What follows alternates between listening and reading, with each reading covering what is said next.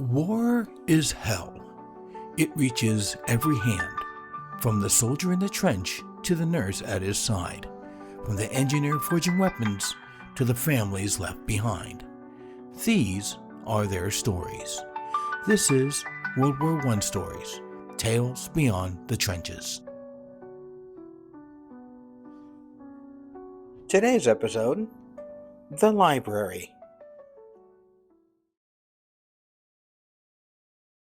The early morning drizzle soaked into her wool jacket and caused her skirt to cling to her stockings. It gathered along the brim of her walking hat before surrendering in a thin ribbon of water that slipped past her eyes as she walked. The weather seemed to mirror the mood of Belgium and its people. Germany had crossed the border 2 days earlier. She paused as thunder rolled in the distance. At least, she hoped it was thunder. No one in Leuven seemed certain how far away the army was. Some said the Germans had already reached Liège. Others insisted the forts were holding. A butcher in the square claimed they would bypass the city entirely. A woman near the well whispered that soldiers had been seen on the road at dawn. She wiped the rain off of her nose as she approached the door to the library. As always, she stopped just short of the door, looked up, and admired the building. The old hall rose from the square in gray stone, its tall Gothic windows stretching towards the sky. Centuries of weather had softened the edges of its carved arches, darkening them to the color of wet slate. The steep roofline cut sharply against the clouds, defiant and unmoving, as it had been long before she was born. Of all the buildings she had seen during her life in Belgium, the University Library of Leuven was one that Elina de Smet loved the most. She beamed with pride through the raindrops as she finally opened the door to the place where she was privileged to work. As much as the exterior of the old building impressed her, it was inside where she was constantly in awe. The heavy wooden door closed behind her with a familiar hollow thud, muting the rain. She took a deep breath as she looked toward the arched beams that lined the ceiling. To her, it looked like an inverted ship. Large oak tables lined the center of the room and were surrounded by shelves that rose towards the arched ceiling. The shelves themselves were lined with volume after volume of books, many of them much older than she was. Across the room, along the far wall, stood manuscript cases containing original volumes kept under lock and key, many predating the magnificent building itself. She made her way through the main hall and into the side room where she spent the majority of her time. Books and manuscripts were being donated to the library almost daily, and it was her job to organize and catalog them. She had other responsibilities as well, such as loaning out material to scholars and university students who requested it. Printed materials, such as books and periodicals, were allowed to leave the building. Alina, you're late. The voice came from an adjacent office where her boss, the chief archivist, Professor Adrian Vandenberg, spent his days. She crossed the room and stood in his doorway. He was a tall man with gray hair surrounding the balding middle of his head like a silver crown. He was much older than she was, 53 to her 22. However, they worked well together. He was a man she admired, and many times she had been invited to his house to dine alongside his wife and children. He often said she was like a surrogate daughter. Sorry, Professor, I woke a little late. For some reason, the sound of rain makes me sleep a little harder. He looked up from the ledger he had been going over and lowered his glasses to glance at her over them. I see you did not finish the Cambridge material cataloging. Not quite yet. I'm almost finished, however. It just got late. He removed his glasses. Please do. But first, take a seat. He pointed at a nearby chair. She entered the room and sat down. Is something wrong? She asked. He leaned forward in his chair, resting his elbows on the desk. I'm sure you've heard all of the rumors by now. She knew immediately what he meant. The Germans? Yes. He leaned back in his chair. I must tell you that I'm very concerned. In fact, I'm fairly certain I heard artillery fire mixed in with the thunder this morning. For the life of me, I cannot understand why the government chose to fight the Germans instead of simply allowing them to pass through. I agree, but I'm not concerned at all, she replied. Soldiers fight soldiers, not civilians. That may be the case, but I think you should come to the house and stay with us. I feel it'd be safer for you. She cocked an eyebrow at the suggestion. Why's that? I feel my flat is safe. Her small flat was less than a mile from the university library. She lived on the third floor of a 5-story building. She had lived in the flat for the past 2 years, ever since her father had passed away. Her mother had died during childbirth. If and when the Germans come through here, I would just rather have you nearby, he said. She was grateful that he looked after her, but deep inside she knew that she would not take him up on the offer. I'll take it into consideration. She stood from the chair. Now, if you'll excuse me, Professor, the Cambridge cataloging won't finish itself. And with that, she walked out. The Saturday morning sun broke through the only window in her flat as she rose from her bed. She liked to sleep in on the days when she did not have to go to the library. Her flat consisted of 3 small rooms, a sitting room, a bedroom, and a narrow kitchen. Unlike the library, it had low ceilings and was often dark, but for a 22-year-old with no family, it suited her perfectly. She dressed slowly and stepped out onto the street just before noon. The rain had passed, leaving the cobblestones dark and reflective beneath the sun. Leuven appeared as it had for the last 100 years. A woman swept water from her doorway. A cart creaked past beneath the weight of vegetables bound for market. The bells of St. Peter's marked the hour as they always had. She crossed the square towards the small bookstore around the corner, intending only to inquire about a periodical that she had been expecting. The door stood open, and she stepped inside without hesitation. It was the boots she noticed first. Not the man, the boots. Mud darkened the floorboards just inside the threshold, thicker and heavier than any trace left by a customer. She lifted her eyes slowly. A German soldier stood near the back wall. For a moment, she did not move. The sight of the field gray uniform inside that narrow room felt wrong, as though something private had entered without permission. Another soldier stood near the front table, thumbing through a stack of books as if testing fruit at a market. He pulled one free at random and flipped through it without removing his gloves. The paper bent beneath his thumb. He glanced at the title, said something to his companions, and let it fall. The book struck the floor with a dull, careless sound. No anger, no shouting, no orders barked. Just indifference.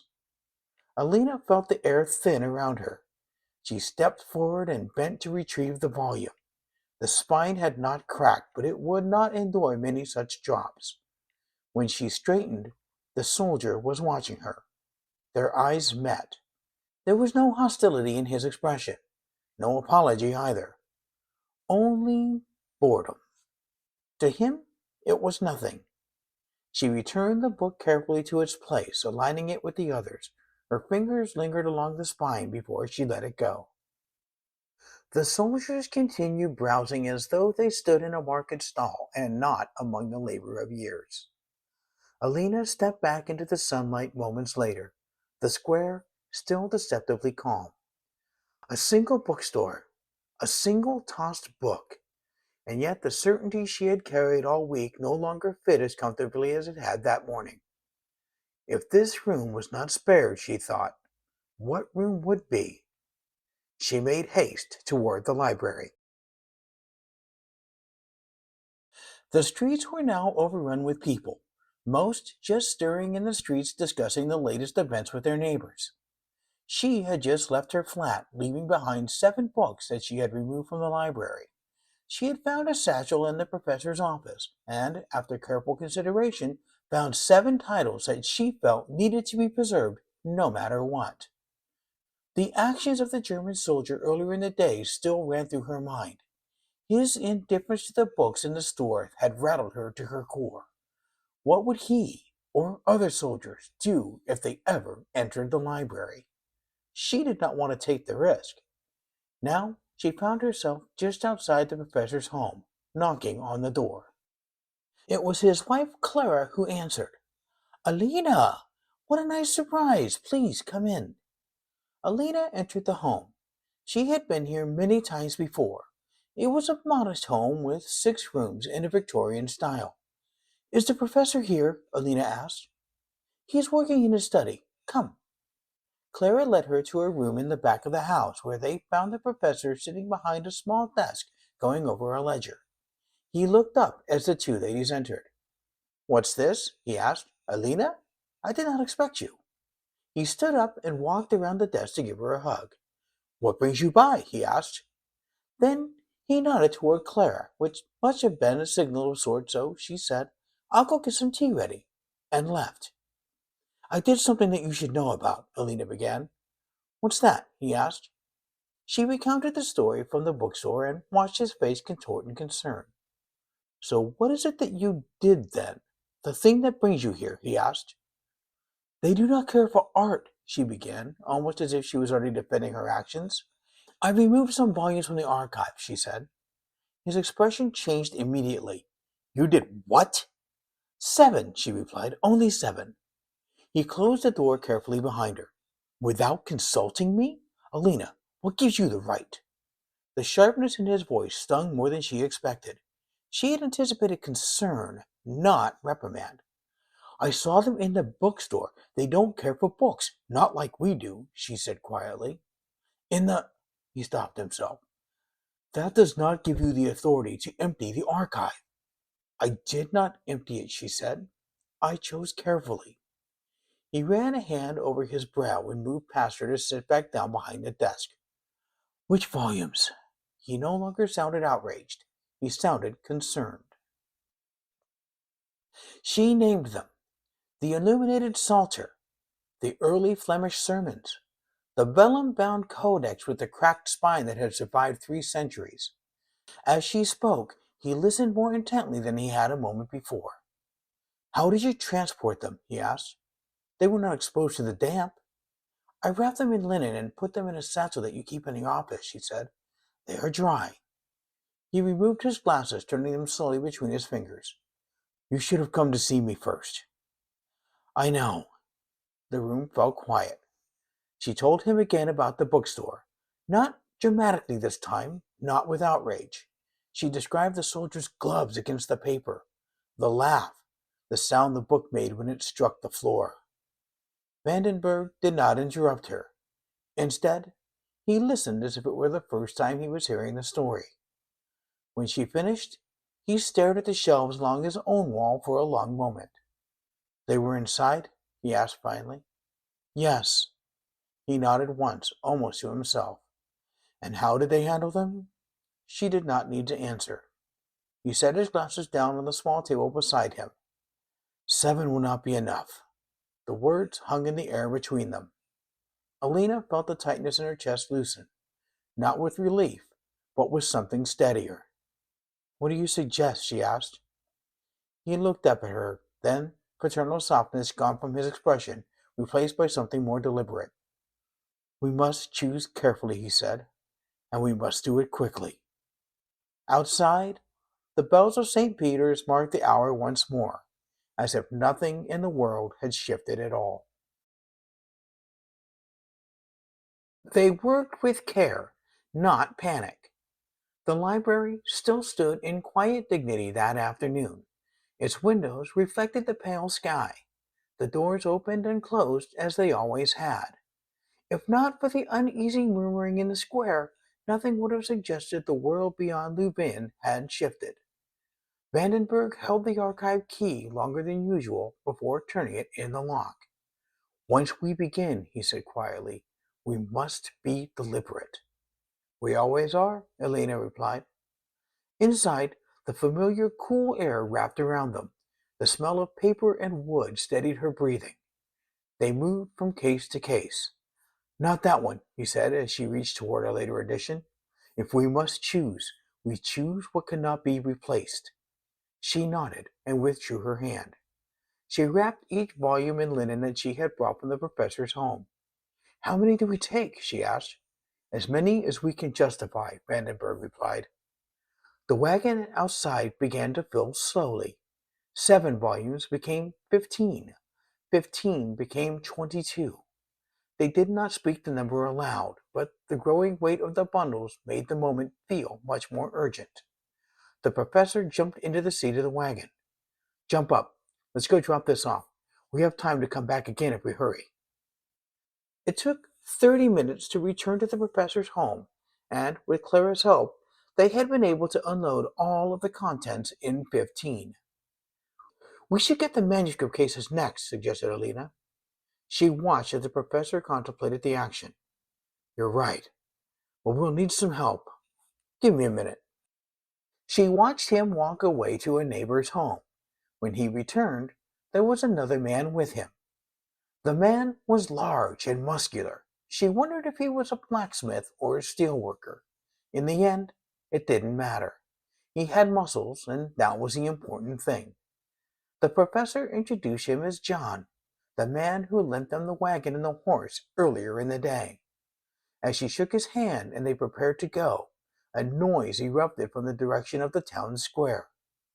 At first, it sounded like raised voices. Then came a sharp command barked in a language that did not belong to Leuven. The sound carried strangely through the narrow streets, bouncing off of brick and stone. The professor, looking puzzled, jumped up in the wagon's seat. We better get going, he said. Just as the wagon began to move, it stopped abruptly. Ahead of them, 2 blocks away, a column of soldiers turned into the street. Not 3, not 10, dozens. Their boots struck the cobblestones in unison, the sound echoing between the buildings. Helmets caught the late afternoon light. Rifles rested firmly at their shoulders. An officer strode at the front, sword at his side. Elina gasped. There's so many of them. The neighbor, John, spoke next, his voice lower than before. Let's hope they're just passing through.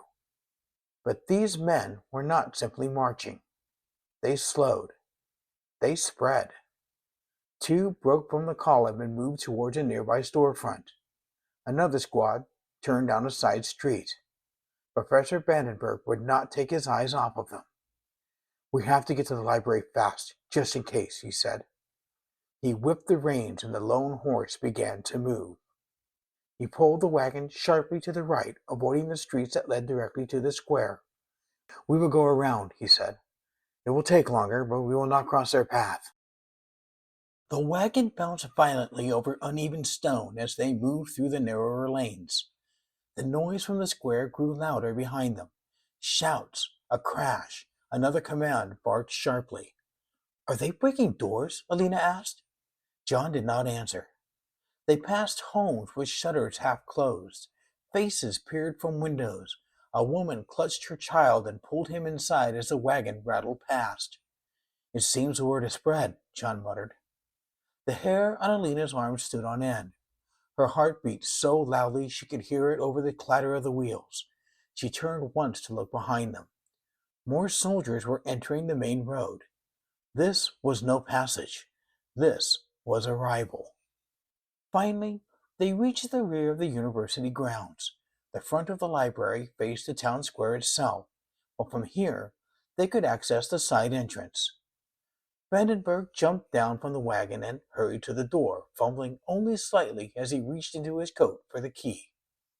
Elina climbed down beside him. She heard it then, a sharp crack. Glass. She turned towards the front of the building. What was that? She asked. I don't know, John answered, though his voice carried little confidence. Vandenberg forced the key into the lock and turned it. He pulled on the door. It opened. The heat slammed her in the face. Vandenberg staggered backwards, nearly falling. Elina stumbled a step forward before stopping dead in her tracks. Through the doorway, she saw it. Flames. Climbing. Hungry. The shelves along the far wall were already alight. Smoke curled upward into the arched beam she had once admired as the hull of an inverted ship. A window somewhere towards the front burst outward with a violent pop, sending shards of glass skittering across the stone. "Oh my God!" she cried aloud. The library was engulfed in flames.